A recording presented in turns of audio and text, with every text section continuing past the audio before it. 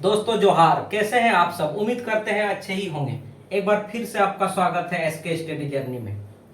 आज हम लोग लेकर के आए हैं महत्वपूर्ण प्रश्न जो क्लास 10th बोर्ड की है और 25-26 के लिए इम्पोर्टेंट है। तो यहाँ पे आप लोग बने रहिए और प्रश्न को देखिए और उसके आंसर को समझिए।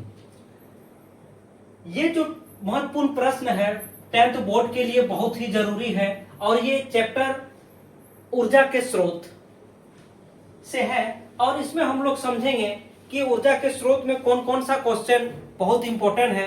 उनमें से 2 क्वेश्चन को यहाँ लिखे हैं और 99% चांस है कि ये दोनों क्वेश्चन आए और आएगा ही।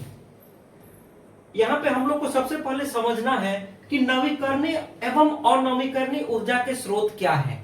तो यहाँ पे ज्यादा दिमाग नहीं लगाने का है और हम जो बोल रहे हैं उसको आप लोग याद रखिएगा। जैसे नवीकरणीय ऊर्जा के स्रोत, नवीकरणीय ऊर्जा के स्रोत यानी कि वैसा ऊर्जा के स्रोत जिसको हम लोग रिन्यूअल कर सके या फिर जिसको दोबारा बनाया जा सके। और नवीकरणीय ऊर्जा के स्रोत जो होता है वो ऊर्जा के स्रोत अनंत काल तक चलता है और कभी खत्म नहीं होता है। वहीं यहाँ पे देख रहे हैं अनवीकरणीय स्रोत, अनवीकरणीय ऊर्जा के स्रोत को हम लोग दोबारा नहीं बना सकते और कितना दिन चलेगी ये सीमित है या सीमित समय तक चलेगी और एक ना एक दिन ऐसा आएगा जिसमें अनवीकरणीय ऊर्जा के स्रोत समाप्त हो जाएंगे। यहाँ नवीकरणीय ऊर्जा के स्रोत में यहाँ पे एग्जाम्पल दिए हुए हैं सौर ऊर्जा, पवन ऊर्जा आदि। और अनवीकरणीय ऊर्जा के स्रोत में हम उदाहरण दिए हुए हैं कोयला, पेट्रोलियम या कह सकते हैं सभी जीवाश्म ऊर्जा। अब यहाँ पे हम लोग दूसरा नंबर क्वेश्चन को देखेंगे जो बहुत ही इंपॉर्टेंट है, बहुत ही इंपॉर्टेंट है। ऊर्जा के स्रोत की सीमाएं यानी कि ऊर्जा के स्रोत जो हैं ये सारे अनवीकरणीय ऊर्जा के स्रोत हैं। पवन ऊर्जा हो, चाहे तरंग ऊर्जा हो या फिर ज्वार भाटा ऊर्जा हो, ये सभी ऊर्जा के स्रोत अनवीकरणीय ऊर्जा के स्रोत हैं और इनके कुछ सीमाएं हैं, इनके कुछ लिमिटेशन हैं।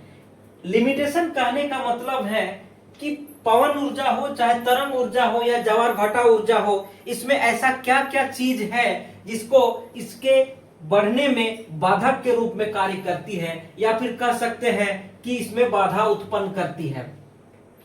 तो यहाँ पे हम लोग देख रहे हैं सबसे पहले पवन ऊर्जा को जान लेते हैं, इसके बाद तरंग और ज्वार भाटा को जानेंगे। हमेशा याद रखिएगा तीनों में 2 चीज कॉमन है और तीनों में जो सीमाएं हैं 2 सीमाएं हमेशा कॉमन रहेगा, ये दिमाग में रख लीजिएगा।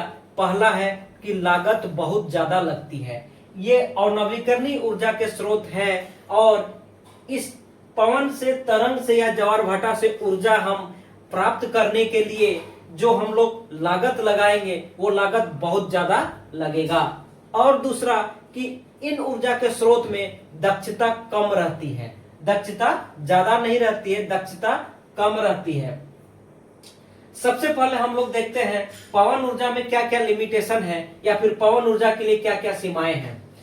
पवन ऊर्जा वहीं पे काम कर सकता है जहां पर सालों भर हवा चलती हो, वैसा जगह पर ही पवन ऊर्जा काम करेगा जहां पर सालों भर हवा चलती हो। और हवा की जो स्पीड है कम से कम 15 किलोमीटर पर आवर की होनी चाहिए।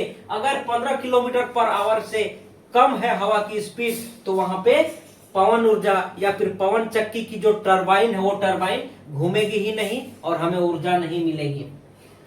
पवन ऊर्जा को प्राप्त करने के लिए हमें बहुत बड़े भूखंड की आवश्यकता होती है जो हर जगह उपलब्ध नहीं हो पाती है। साथ ही जैसे हम बोले दक्षता कम रहती है और रखरखाव में बहुत अधिक इसको समय देना पड़ता है या कह सकते हैं बहुत ज्यादा ही रखरखाव में ध्यान देना पड़ता है।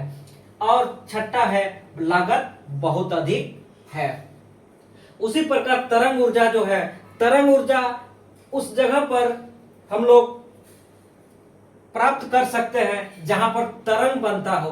तो आप लोग याद कीजिए या फिर दिमाग में जोर लगाइए कि तरंग वहीं पे बनता जहां पर समुद्र हो, और तरंग की जो स्पीड हो वो बहुत ज्यादा होना चाहिए, यानी कि समुद्र की जो लहर है उस लहर की स्पीड ज्यादा होना चाहिए, वहीं पे तरंग ऊर्जा का उपयोग होगा। और इसमें तरंग ऊर्जा को हम लोग ऐसे नहीं प्राप्त कर सकते हैं। तरंग ऊर्जा को प्राप्त करने के लिए तरंग ऊर्जा से इलेक्ट्रिक ऊर्जा में बदलने वाला एक मशीन लगता है, जिसका लागत बहुत ज्यादा होता है। उस मशीन का रख रखाव भी मुश्किल है और साथ ही दक्षता कम रहता है। और ये तरंग ऊर्जा जो है, तरंग एक समान स्पीड से नहीं होता है, जिसके कारण लगातार ऊर्जा नहीं मिल पाता है। उसी तरह आगे हम लोग देख रहे हैं यहाँ पे ज्वार भाटा ऊर्जा। ज्वार भाटा ऊर्जा जो है, नाम से ही पता चल रहा है ज्वार भाटा, यानी कि जहां पे सागर होगा वहीं पे ज्वार भाटा उत्पन्न होगा, और हर जगह सागर का होना संभव नहीं है।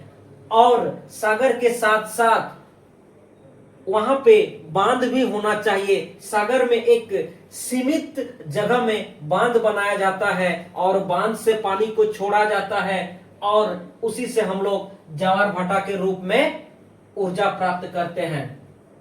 इसमें भी लागत बहुत ज्यादा लगता है और दक्षता भी कम रहती है, और ज्वार भाटा ऊर्जा का जो उपयोग होता है वह सीमित मात्रा में इसका उपयोग किया जाता है।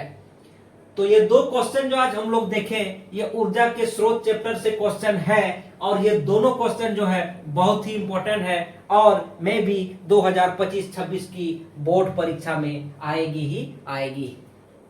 तो ये दोनों क्वेश्चन को आप लोग ठीक से कर लीजिएगा, और आगे हम लोग नेक्स्ट चैप्टर का इंपॉर्टेंट क्वेश्चन को देखेंगे। और आज के लिए आज की क्लास को यहीं पे समाप्त करते हैं। आप लोग खुश रहिए, स्वस्थ रहिए और पढ़ते रहिए। चलिए, तब तक के लिए धन्यवाद।